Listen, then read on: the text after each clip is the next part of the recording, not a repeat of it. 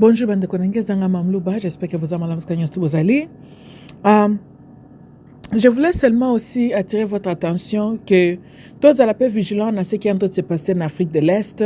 Nabanza Bolanda déjà qui est Tanzanie est en feu. Il y a des troubles là-bas à Dar es Salaam.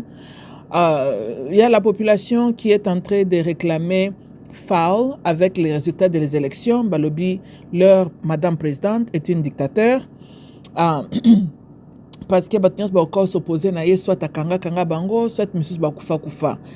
And so ça veut dire elle est bobengani candidat unique voilà. Donc Hollande mulimu ya Paul Kagame a gagné l'élection à combien? On a 9%, voilà. Anyhow, nazar ba to tirer attention parce que biso ba congolais to ana don ya kozala facilement distrait. To landa boye bibino moko ke l'ennemi de l'Afrique est les occidentaux, right? Ça on les reconnaît. Bon, biso moko pena n'Africain, toi ben ennemi africain parce que nous trahissons entre nous d'abord. Et puis ceux qui aiment trahir sont utilisés par les occidentaux pour déstabiliser leurs frères et sœurs en Afrique. Ceci dit, still il y a occidentaux ba créer une distraction. Or en réalité ils sont en train de faire une autre chose. Tolanda. Par exemple, Bomonaki na 2011 quand Barack Obama était président, toyo komonaka ko Arab Spring na Northern Africa. Babandi ba trouble Turkey, then Kendaki Egypt, ils ont même sacrifié Mubarak. Leur objectif c'était Muammar Kadhafi, right? Tant ba bomi Muammar Kadhafi, ba déstabiliser Libye, tout d'un coup de Arab Spring et Katana. Pour Algérie, ils ont Afrique arabe, Morocco, ils ont Afrique arabe, Niger, Niger, bango ba poni zela ba coup d'état, bana mayele ba se débarrasser dans la France, Tolanda, mais il y a beaucoup de pays dans Northern Africa, Oyo, Torobenga bango Arab Africans, right? Parce que c'est besoin d'une histoire, beaucoup mona, ils ont ba région qui est envahie par Bakouza na pisa Moyen-Orient kuna. Ouais, Moyen-Orient normalement n'existe pas. It's all part of Africa. Mais on est allé sur l'homme colomsoso, hein? Well, yeah. And so on est là, on est, right? Pour nous simplifier notre argument, Torubenga bango kaka, les Arab Africans. And tango, la tête de Muammar Kadhafi était par terre. Tout d'un coup, the Arab Spring est Katani, right? Kimia Kota, il n'y a plus de problème là-bas. Mais en attendant qu'il n'y a plus de problème là-bas, Libye a été déstabilisée. Libye est devenu le Kolakande Bossala dans Eastern DRC.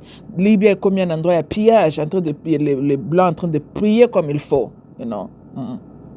So, biso pe na DRC to sto connaîtra pe basal Joana, you know. Le Kolatang bayela kabiso bato apparemment IDPS est amoureux avec les Banyamlengo yo. Ouais baza ba lié à IDPS. Babandaka nano sur le plan humanitaire UNICEF ayena ba pe bapona bamboka na bien mututi azakuna na Rwanda na este ya DRC toza kuna na banana ba Kampala Uganda ba Bujumbura Kenya, right? Wouldn't make sense que mututi akozala plus à l'aise netu botier na Kenya to na Tanzania même na Kampala. Why DRC Tolanda? Parce que ce n'était jamais makamba aide humanitaire with them people. C'était toujours ko contrôler notre région là de l'Est. Bandek na na baje wana aide humanitaire ceux qui réfugiés. Yo somona ozana Kigali ozo kende lukande refuge kaka na ngambu ya Zaire wana. Right? Normalement qu'il faut kende otia distance entre yo na siko uti n'est-ce pas? Peut-être net northern Kampala will make sense. Obeso baba ya na bango tati Équateur, botonga pe katoboya, mais that would make sense, right? Eza lokola tang basel ba génocide na bango pa lokuta au plus tard. Les soi-disant tout qui est en train de fuir le génocide, boebeska bakendaka, bakati kande na ngambu ya Congo Zaire, supposons, right? And pendant que bakati wana, bafandi wana, les AFDLR, supposons, selon Paul Kagame, bango pe bakati sekinde wana. Sikoyo, les AFDLR, nous devenons que baza majorité les Hutus, qui avaient assez de la haine dans leur cœur pour massacrer les Tutsis na ngambu Rwanda. Mais tango bakutani ba voisin na est ya Congo, tout d'un coup, AFDLR a bomaka susu mututi te kuna. AFDLR abunga. AFDLR a koma azas opérationnalité.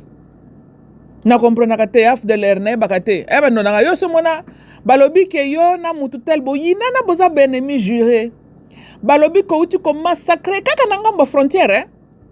balobi uti kosala makambo mabe kuna mutu wana na kokima yo akima kati na ngam kaka ya Zaire po kuna kande sika bakimaka et puis kokota na Zaire akeni loin de Rwanda non plus non oya bango danger tala bango balo kwa binote yo congolais zero soko lobi vinu za danger kenda lukangunda kuna na ngambo océan nani Pacifique amina nani Atlantique obi ko lukana ngambo ya mer Méditerranée Europe mais quand mututi fuit les tueries ou la souffrance terre na bango refuge ezaka na ngambu ya balabala na DRC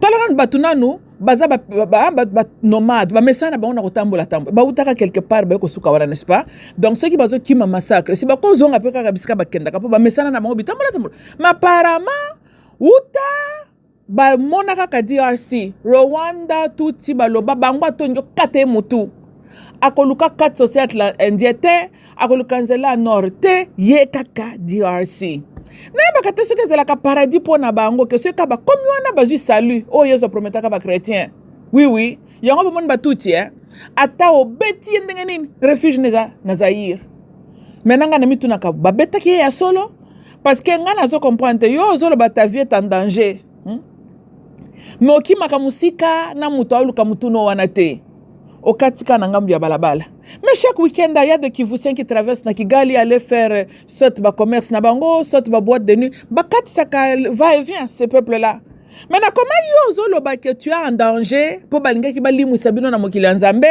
et tant bokimi pour sauver vos vies bokeka bokatika ka donc là où les AFDLR aussi peuvent aller c'est comme une manière oyo batuti wana bandoki massacre ndenge bayela ki batamboli kakati well after l'RP ye patambola ki pe kaka bakutani suko na mabele ya DRC mais la chose étonnante wuta bakutana depuis 1994 tilelo na no toyoka after l'erazo bunda na batuti bazali ki na Kongo wana te M23 auta bisika auta siko ya bundisa nesko ba congolais donc M23 qui est toujours là à l'est bosi bokaf de M23 kangaf de la tamoko bakanga bango te M23 alobi ayako luka baf de l'air oyo luka baf de l'air ça tombe bien po bango na bandeko no batuti bazawa kasi yako ozwa bango ko kama M23 koma kiwa na bandeko ngai M23 bosani bilonga baf de l'air M23 bosani pe ko sauver batuti bazana lo babon retournons chez nous maintenant nous avons la sécurité abosani bango ayebi subilongi af de l'air angote M23 bandine koboma ba congolais ba autochtone mwanda mukole tolanda ya pasi eza pasi ngana namona génocide modèle ote ngana namona soki na tali nazomona Kongola zo risquer vie na yepa kendo kokota soki na Schengen kuna soki na Istanbul Kongola lobi azoki ma pasi et puis Kongola azoki mande pasi économique majorité de Congolais sont des réfugiés des exilés économiques oui, majorité des Congolais ça n'a rien à voir avec la violence, c'est ça plus économique. Mais nakinzala pour Congolais ngosala salongote. Nzalo yazana ngwana libumu na e. Mutu anzala. Mais Congolais azaka na énergie akokende makolo tia kokoma na pirogue akoti kuna na akeko na je pas que kota kuna na ngamba Méditerranée.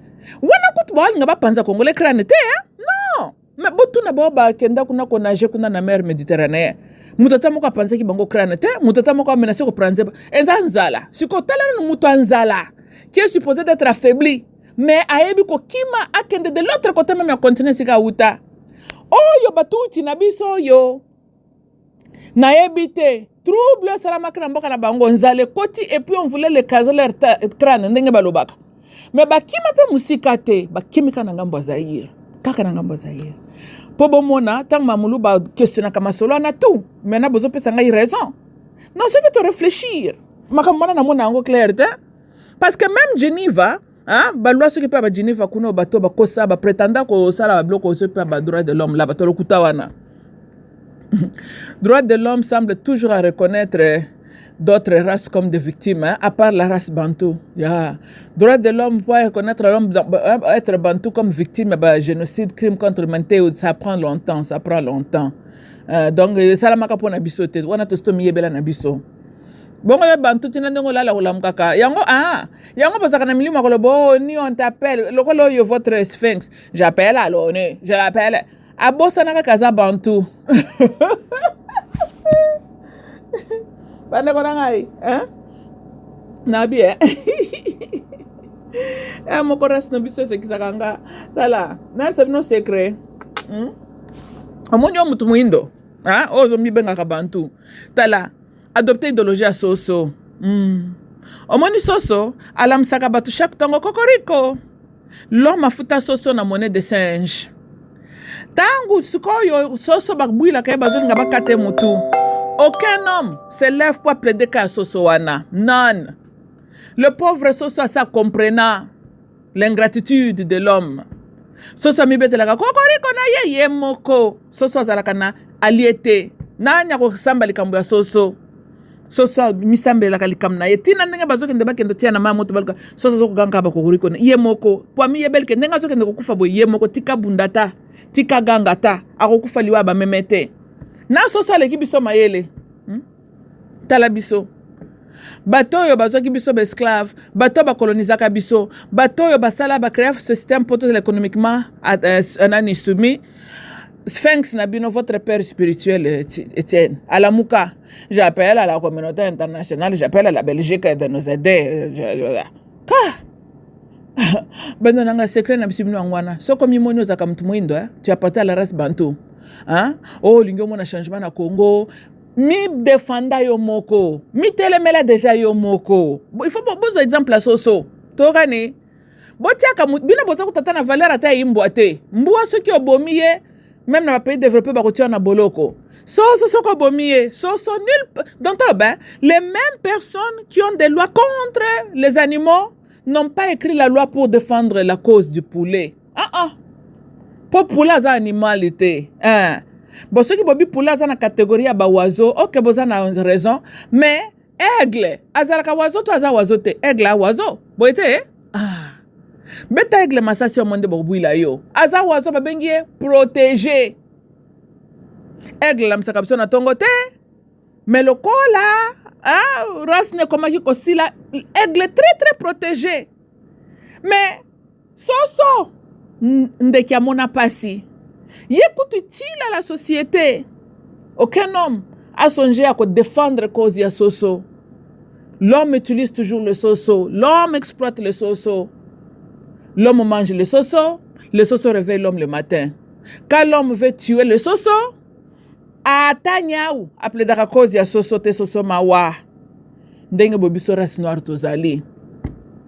Mabela bako na biso esunga ka ba pays mususu ba se développer, nous sommes exploités. Bino bokendaka ngunda na bamboka na bo travailler pour eux. Soki comme yo bazo boma bino il faut na boku fata ba millions avant bato INSF basa la rapport. Tolanda, bon, combien de fois vous avez pays africain, tellement tabac marche pour la cause des Congolais. Ndenge na lobby. So qui va nous atanyao appelé Daraka à sosote. Tolanda, voilà. Ndena zolo bake. Donc ceux qui peuvent comprendre wana que bon misère la kanabino bino moko. Bon, la mentalité la France a dit, la Belgique a dit, les États-Unis a dit. They didn't say nothing. Bandonanga. Yango bino comment histoire ya sika. Botangela ngai uta histoire, uta mindele bayaka na terre tozoko cohabiter na bango sur la terre des hommes. Bazaka na loi o bango basalaka po na intérêt na mutu muindo.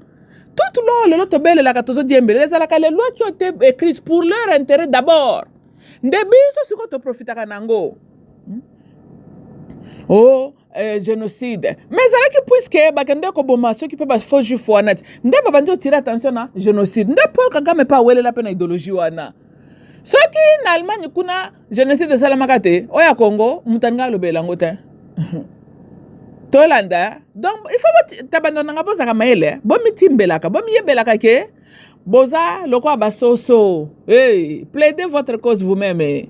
Bo mi bundelaka bituma na bino moko bino na nzambe na bino Hey, boti kakotale là le système qui vous oppresse, que ce système là qui va vous apporter la libération. Ça s'appelle Oza même. Donc, plus bourrico que le soso même. Tina soso qui n'a pas une conscience, mais une réflexion qu'on plaide kanaye. Yo mutu na no timbelite. Kozalaka no na baliete. Mamingi. Retournons à l'Kambouessa Manada al-Salam kuna. So, Nazoyeba ke Joseph Kabila azali na Nairobi, hein? Bon, bolim sanganga na zakananga penza na confiance na batu pété, hein? Wana zana nature nanga nano, hein? Cela veut dire que quand on me dit oh, les États-Unis veulent aider DRC, hein? J'écoute ça, ça sonne bonnes oreilles, mais nazorango toujours avec skepticisme, hein? Quand on a nazalak un peu, parce que je connais l'histoire, n'est-ce pas? Na histoire, na yebi que les Occidentaux ba réfléchissaka nano intérêt nanga imutu mwindu te. Ça je le sais, uta histoire bukoko nanga. So quand vous me disiez oh pays moko occidentaux balingi ba aider Congo boy, I don't trust that. No. Tolandi non. So il faut na mona ndeo na koki ko entretenir cette idée là. Maintenant na moni preuve nango te. Boko limbisa naza skeptical, right? Local appelle na yebi que ba occidentaux bazaka bata double tranchant, hein? Côté bozo biso boye, côté bozo bomapeka ayo. Baza champion balo kwa bisote. Hein? Bango bazala kazo c'est qui ça, azolo base que tu vas entendre, mais na cesse alia kamela kana ennemi na yo. You know. Le quoi système judiciaire, hein? Surtout parce que bofana pays développé, hein? O kwa mbusha avocat quand tu es un avocat. Kende na cafétéria, okuta avocat no na procureur bazo me la café sikamoko bazo lia na bango sikamoko kebite na juge peut rejoindre bango donc tinandanga avocat na pesa ke likia kazana zo ko bunda contre le procureur pour gagner kana yo et tout bakuta na kana na cafétéria bazo me la bazo lia na bango ensemble moko pe bakebeta golf ensemble bazaka ba ennemité c'est un système ya mbongo tolanda voilà you know. Parce qu'il était en États-Unis, un prisonnier coûte de l'argent et la prison est private. It's a business. It's a business. Il y a un États-Unis pour un pays développé. Azana ka élevé, il y a des récidivistes. Hein? Ça, c'est un.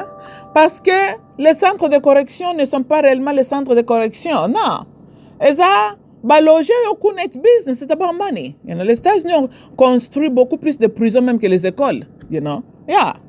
And yeah, yo tongi prison na yo, you're a private citizen, tu as le contrat avec le gouvernement. And baye basali inspection na bango, tu as créé ba cellule tout. Gouvernement fédéral alouaka les prisons. Voilà.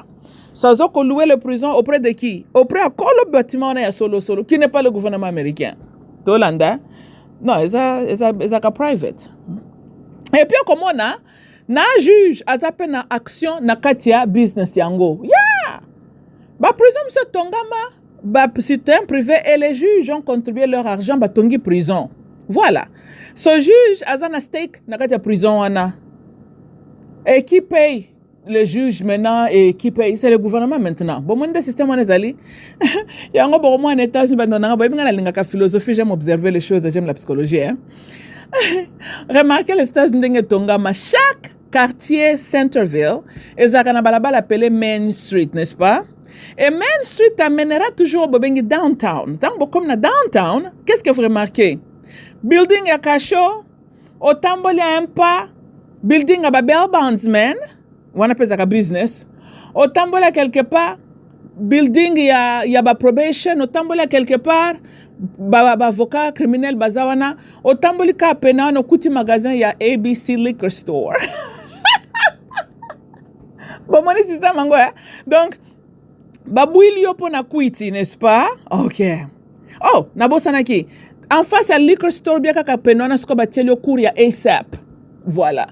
Donc tangu po bomende cette année au continent. Mbila bouili yo kuiti. Bakeno na kasho ofandi kuna lobby juge akateli yo sipa akatelo combien au footy bell bandsman 10%, right? Yé pas à rappeler na assurance bazo ko assurer liberté na yo wana. It's all about money. Et puis ba exiger yo, oh il faut que ndolande la bakour ya ASAP, n'est-ce pas? Po yo yekola tika ba kuiti aux ameneurs de trouble. OK kuna na ASAP, yo mutoza na problème alcool hein. O monde ba piéger yo, tango kende ASAP wana au silisu cour. Ka kozo bimana liquor store ezaka kana en face de toi. Talking about temptation. Talking about temptation. Donc on prétend de te punir pour un acte salamabé, mon place devant toi la même tentation qui t'a rendu devant le juge. To begin with. Bon, mon système ça là. Et puis vous allez aussi remarquer na downtown ou na quoi d'autre vous remarquez? Bambila balekana wana mingi. Donc liquor store wana, au tal sur au tal à la distance au monde j'aime tout comme mbi les a parqué wana. Oh yeah. bomoni nde bomona ka bato msusu baza trapped dans le système judiciaire bakoka kosila na système wana te parce qu'en réalité le système judiciaire américain n'est pas là pour corriger erreur na yo non it's about business ni les juges ni le procureur tata moko aza intéressé na yo tika bizalela mabe te non they want you hooked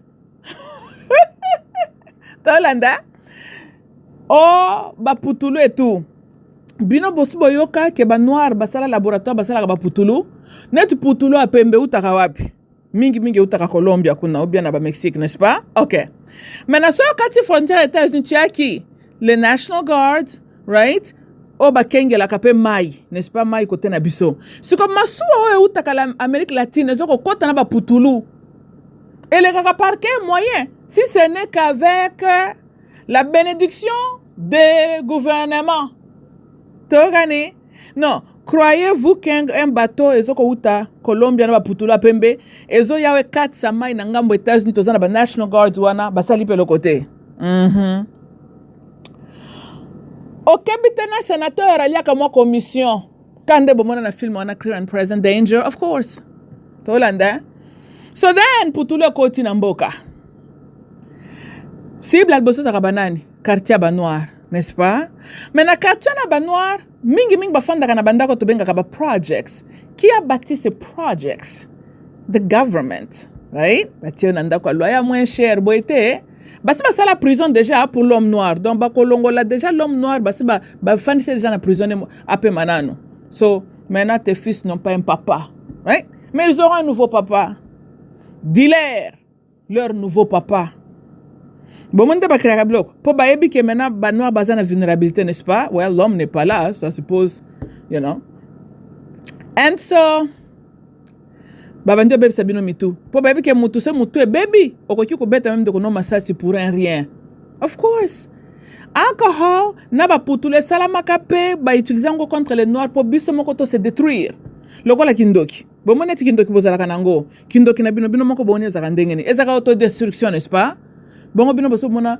mutu mwindo zakana kindoki akutonga makambo ao comme quel ndoki kindoki ya mutu mwindo za se détruire mokoti voilà donc de basala pe kaka donc na butu ba pesio kindoki oyo ko utiliser pour nuire ton frère na moyi ba créer ba facteur pose à l'affaibli et puis vous êtes trapped dans un système moko boyé deux ans besoin na prison là où les murs sont invisibles hein? Voilà on te donne l'illusion que tu es libre mais en réalité tu n'es pas local indépendance bozoka en 1960 ba Jean Rabioka nengwana pour me de la champion ba illusion right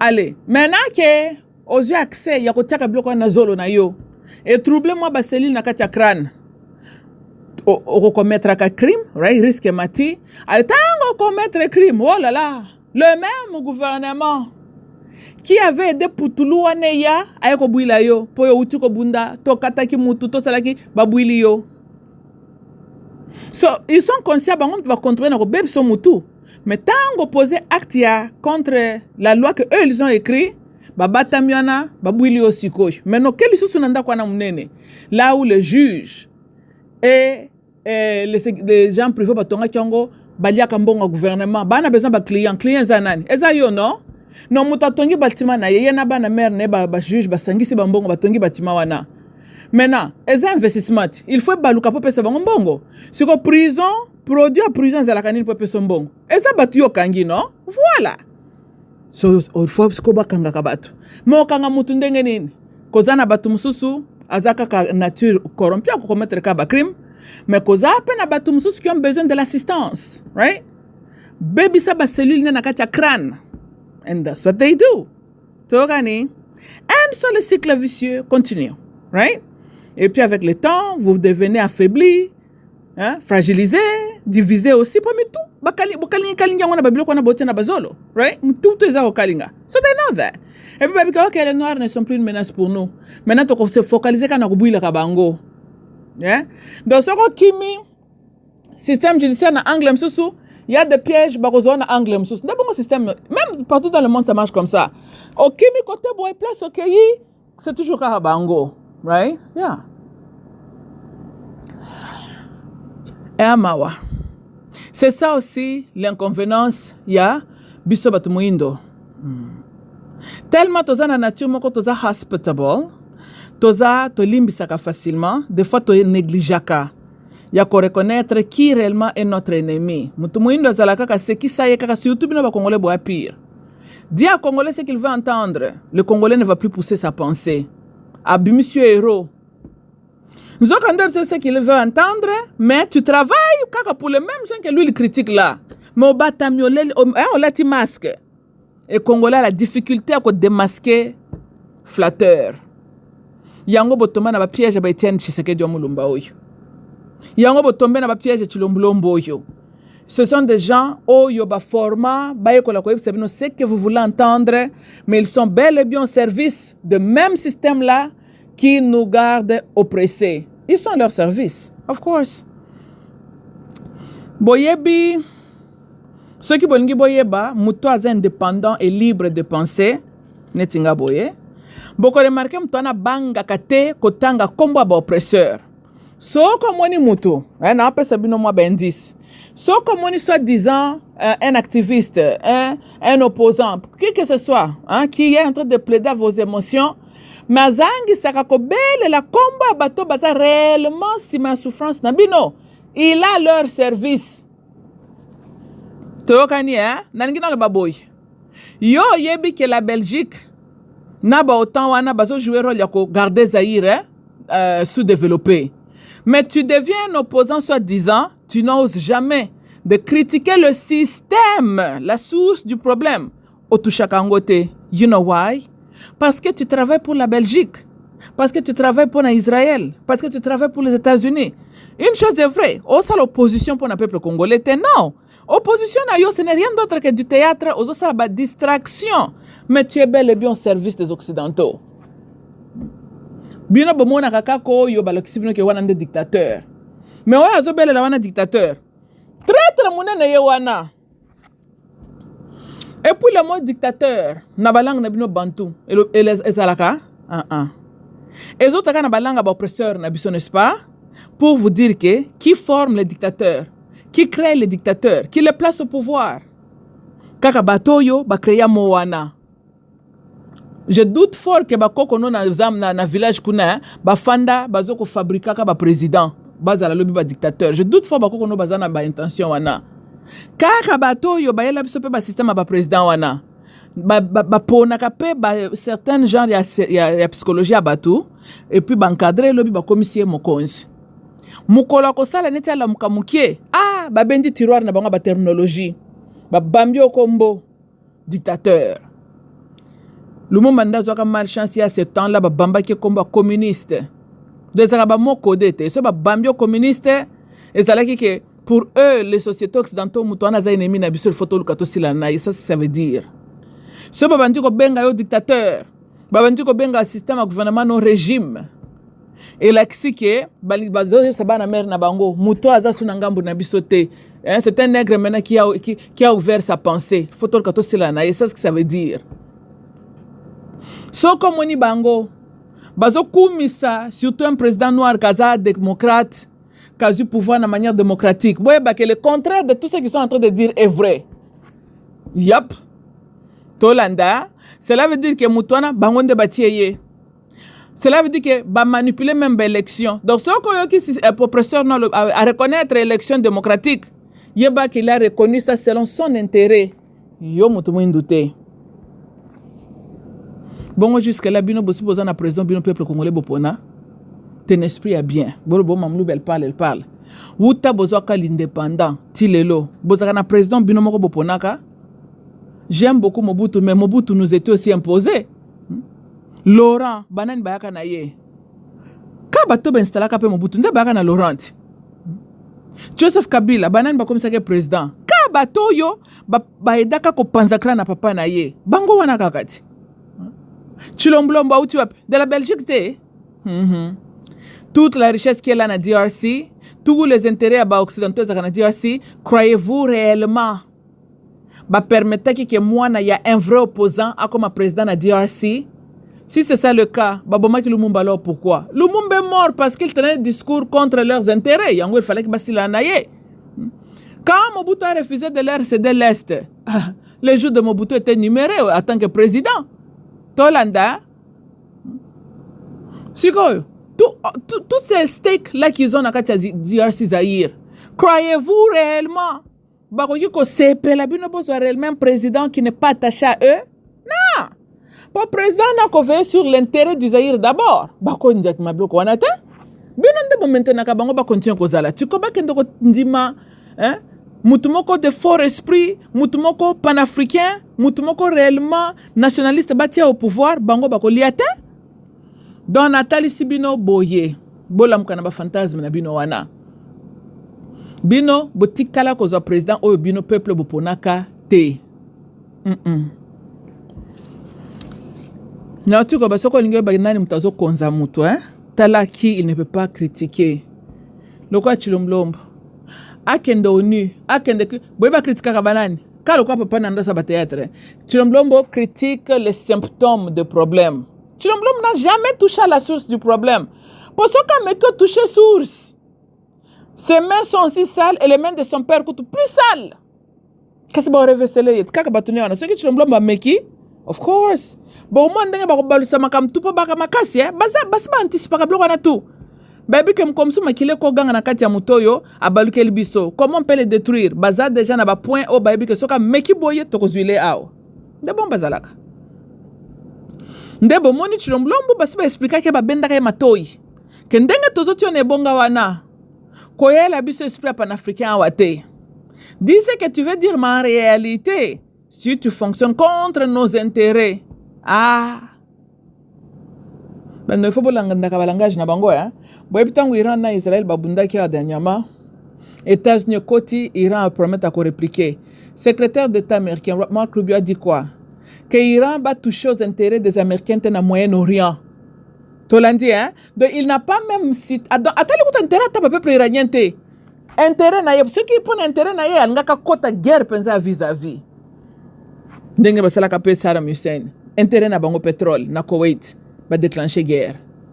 Eux qui ont placé Saddam Hussein au pouvoir, eux qui lui ont fourni les armes pour abandonner l'Iran, là c'est acceptable. Mais quand il a voulu répondre Koweït, azung sango ndenge zalaka ka la province Irak, batali oh alinga boto le biso bifotek na mnoko mbala moko dictateur. On doit se débarrasser de lui. Hein? Ndeo batona bazalaka. Tolanda ndomoni do soko ki bango babengi mutu dictateur yeba ke mutu wana abandi ko se rebeller contre bango babambie kombo dictateur. Fidel Castro ba critica kayao mais Fidel asalaka ke ba noir oko kende na Havana tangi médecine tu ne payes rien.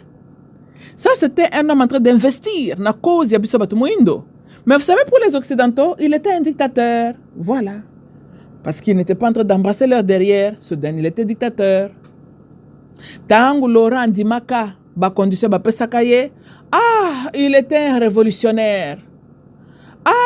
Il représentait la démocratie, Mobutu dictateur, il faut qu'il ait son système.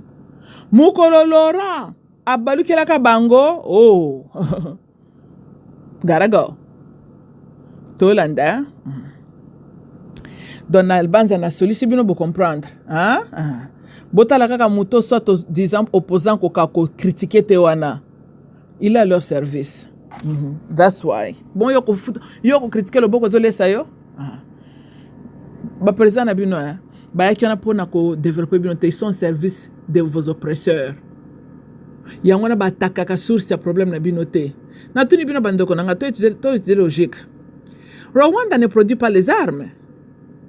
Nanga na bande na ye n'ont pas assez d'argent de maintenir la rébellion yo kende boy. So who's financing them? Minduke bazo utiliser to tawapi. Si le Congo ne produit pas les armes, si Rwanda non plus, si ni le Congo ni Rwanda ont le budget ya ko sustain une guerre pendant longtemps, so qui est le financier derrière Blokoana? Qui fournit les armes? Les mêmes gens que Paul Kagame ne peut pas oser à critiquer avec force, les mêmes personnes Chilomlombo et son père n'osent pas de critiquer. Tolanda. So then Rwanda zaka façade va utiliser parce qu'il faut que tu utiliser noir contre noir. That's what they do, right? For what it's worth, je dirais bon fond la liste na mambo sala mana Dar Salam. I find it a bit suspicious the timing que Joseph Kabila condamné à mort, il va se rendre en Kenya.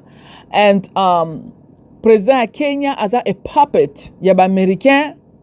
De l'autre côté, président à Dar es Salaam, il y a Tanzanie, à ça aux côté contre les Américains. Tout d'un coup, trouble bimi na mboka na ye. That's what they do. Ndenge pe basalaka Mobutu. Right? Et na trouble yo na moni kutulelo ba Kenya. Et puis bilanga ba Kenya bande nga kwa ba Somalis. Do ba Kenya ba tuti wana na minwane bima. Ba telem na frontière ya mboka moso manga, sepe bloko nini eza frontière na Tanzania. Oh baza pra kokota na Tanzania pona okende ko aider ba Tanzanien. Oh bazo bunta dictateur. Attends. Ça, ce n'est pas le même argument que les Paul Kagame ont utilisé pour envahir le Congo Zaïre. Oh, bah, quand tu connais pour nous aider. Tolanda, moutata moka senga assistance à Kenyente. Bah, Tanzaniens, ceux qui bah, n'a pas ça la révolution de Batele Mikolo, ils sont très capables. Parce que bah, tout Tiwana bah, Kenyens, qui sont en réalité bah, Rwandais, na bah, Mbunzu, tous sont des Rwandais, bah, travaillent pour les Occidentaux. Et puis, on peut financer tout Tiwana sous forme de révolutionnaire, Dar es Salaam avec les armes. Et c'est de cette manière-là qu'ils vont se débarrasser de cette femme-là. Mais qui est réellement le parrain? Il y a bilo Kouana. Occidentaux. Bomoni, et bandaka, quand de bomoni qui va tout Tiwana, oh, baza pra kota na Tanzanie, va aider le peuple tanzanien. Bullshit. Du n'importe quoi. Tolanda. Kenya c'est un pays développé. Eux n'ont pas leur problème là-bas, il faut qu'ils équipent à Dar es Salaam. Parce que derrière Batouana, il y aura les gens venant même des États-Unis, de Basalaka, Nani, Kadhafi, les révolutionnaires venant d'ici, Naba arme, Baki Kotele Kuna Namboka. Ndelo Kobanbasa na Tanzania. Et quelque part, c'est triste parce que Congo, Zaïre, DRC, Chilombo, n'est pas fort. Alors même le Congo n'est pas en mesure d'intervenir non plus. Et parce que Chilombo est au service aussi des Occidentaux. Boyo qui a critiqué, Boyo qui a zolta la qu'est-ce qui se passe là-bas, n'a pas un exemple. Même Mobutu était mieux que Chilombo. Mobutu a zaki soka yo qui mo trouble surtout dans les pays limitrophes a fungoli lisu. Po yebi ke ba trouble cause na mascarade mais bazo luka ba kote la biso bande konanga. Ce qui se passe na Tanzania. Totala mais ngana zo mona bakosa la biso pe bajawa ba Joseph Kabila bazaka kana na Nairobi ba Kenya ba biba ba kota na Tanzania ba tuti wana. Qu'est-ce qui ne vous dit pas que ba travailler na Joseph Kabila na ba Paul Kagame? Tolanda nazo lo bakaka ba hypothèse. It could be. Tolanda et que à travers ce disant ba trouble wana ba ko profiter tant ba kota na Tanzania le ba sale mukaba kota na Lubumbashi kuna ba na Congo. Tout est possible, c'est bien na Tanganyika so wapi. Tolanda, they could do that. Mais bina ba moni Kinshasa est anticipé le quoi. Parce que Kinshasa est busy en train de réfléchir comment violer encore les gens. Pour boyebi Chilombo na bande na ye, leur signature c'est violer. Mutu mobimba uta kota kibokonzi. Ba soldat na ye, ba viola kaka. Ba violer mibali mabe. Ba violer basi mabe. Baka na deux biloko yotozo yebela IDPS avec détournement de fonds publics n'a que violer les gens. Wana! Personne ne peut discuter avec eux. Quand on a pensé coup de chapeau à eux, ton demi de fête. Donc, Chilombo, pendant que vous coachez la garde républicaine, vous avez dit que vous violez bateau. You know, parce que le gouvernement is a violeur. I mean, that's what you guys do. Au moins, c'est pas fondé comme nous balai bosso toko robo ba ko c'est la bino. Mais pourquoi Masola ba viol ne fait que se répéter avec les soldats, les super gardes républicains na yo, right? Moi no yo Gloria, oh yo bobuila kana aner abima munoko bum. To ebito makamni ya mona ki kuna lo baka sute. To mona journaliste ya kiawa, oh ba viola kaye. Ka bino kaka. Ya mwana mwasi yo Honorine Portia monde money. Donc makam Chilombo yaka osana mboka na mameza ka ko viola ka bato ndelo ko yaki osala ngwana. Et puis il y a les démocrates aloba Congo est la capitale à viol. Vous avez un démocrate à la tête du Congo, viol na viol. Makambu Chilombo na ba sodane bayebi yango wana. Chilombo na ko sengo service yo na bagarde na yo bokanga nan betirette na bino Talana makambozo le kana kuna na Dar es Salaam parce que est proposé ça risque de devenir aussi un danger sur le plan sécurité nationale côté Nabiso Tozana Bango frontière. Pendant que toi tu es en train de distraire les gens au Kabila, Azo Bakwana Kinshasa, il est boyboyé. Listen, il y a les gens venant de Kenya, Nababilongi kaka ya lokola batuti wana bazolinga bakota na Tanzania pendant trouble oyo soit disant ba aider peuple wana. We all know exactly ce que ça veut dire. Bando nango ngona sal podcast oyo po bino moko boyebi bozwaka lisuma ya kozala na ene incompétent à la tête du pays. Tango babengaka jouisseur, tango babaka za coureur de jupon, basili kakati. Premier président tomoni mama bana na ye bazo exposer tolo na pour faut ba refouler ye na mabela bako kone faut ba refouler ye. Regardez-moi les conséquences d'avoir un esclave mental à la tête du pays. Quand un homme au service de son oppresseur, il chasse une Congolaise de la terre de ses ancêtres pour plaire à sa femme, qui probablement est une étrangère. C'est ça ce qu'un nègre de la maison fait, Bandeko Nangai. Bon, on catch le makamasalaka. Nègre ya biso penza ya mene confirmé sans doute. Nègre de la maison. Un têtu contre la révolution, Chilomblomboy. Et à Mawamingi. Bando nangana bene bandelia, bomu bundala bitumba na bino moko. So bandeko nango bozana ba frontière kuna na est, bo fungola misu. Toze la teli suswa wo, lobi bokoka calme koti na Tanzania, me bokoko makambo bimi na kwa wamwantu, sipe kwa muntu. Oh makambo bimi na kota kolowezi. Po baja bato ezala ka bongo, ba créer ka ba distraction place mususu. Na cesse bazo camoufler, bazo ko infiltrer batu na bamboka ya batu pona luka ba problème. Nde na zoloba to fungola misu parce que banda nga boza na Zaïre na époque Mobutu te. Mobutu na koka ko bisa que non peuple bola la napso pongi po ye moko Mobutu allait déjà envoyer les gens batala qu'est-ce qui se passe là-bas.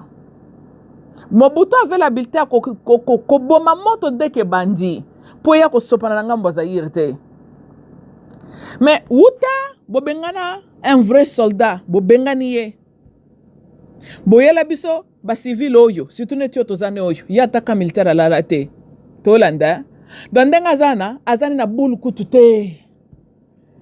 Donc bobo monako hypothèse msambale ko zala boy e ko kipe ko zala ke en réalité l'est du Congo Kinshasa ne le contrôle pas. Yangwana moye Chilomblombo tinda déjà ba soldats bazala positionné pour protéger nos frontières exacte pour secteur na tout eza sous contrôle na été wana pesa deuxième wana ni hypothèse to peut kotala makam na anglais wana. Et si le deuxième est vrai, cela veut dire que Mboka est bel et bien sur le chemin de la balkanisation. C'est d'un Chilombo qui avait prêté et qui avait juré veiller sur la sécurité nationale à Mboka, automatiquement doit déposer le pouvoir. Tolande bande konangai. Manatanda nyoso na sala manaseng na bino peuple congolais, surtout la population de l'Est. Hein? Toza déjà batabambe batona ba problème na sokuna tolinga problème sur la bisote. On n'est pas mesure ya kobunda 3-4 bitumba la fois. On a moko toza na en face to kokate. Hein? Plus de 30 ans to kokaka on a noté. Ba côté la bisote na système mususu hein. To se retrouver une autre grande ville de pays est occupée trouble kuna. We don't need toza besoin katanga ekwe a victime ate. Tolanda toza jana ba inconvenience makambo esala na bagoma kuna to na besoin ni Kisangani ni nani Goma Lubumbashi ko ko na makambo ao. Tolanda que ça soit tu pour Chilombo pas to lingi pete ko za ba risque ya ba rebelle moko bo batuma ba kota la na mboka ba ko poser sous un danger national et ba sous ko boma ko maltraiter lisusu. Donc toza la angele. Bien sûr, nous souhaitons la paix na Dar es Salaam, na Kenya, na Tanzania. Ça ne donne aucun plaisir de voir un autre pays africain en feu comme ça, Dengue Salama na Tanzania. C'est triste et je souhaite que l'Afrique, tout comme on a point moko to ko cohabiter sans kulukacha foko bomana. Ça serait mieux. Afrique tout comme on a point ya ko tia ba selon le choix du peuple, non pas ces acteurs qu'on nous impose par les occidentaux. Cette femme-là tanzanienne commence à parler contre les occidentaux. I knew que Bazalaki n'est déjà dans le radar. Mais c'est une coïncidence un peu très intéressante avec ce qui se passe avec Kenya et la RDC pour le moment. Sonde Nazol Babandeko Nangai, Angele, tozana biso lokola basoso congolais bunda bitumba na yo kotalela farde kete kotalela chilombulombu te kotalela opinion internationale te mibundela makambo na yo mboka na yo toyokani boyo lingina na bundela Congo mundela kana pona kopie Congo to akyo bundela Congo na tina ndanga bolela kalela kana bokansa bazana sisi na bino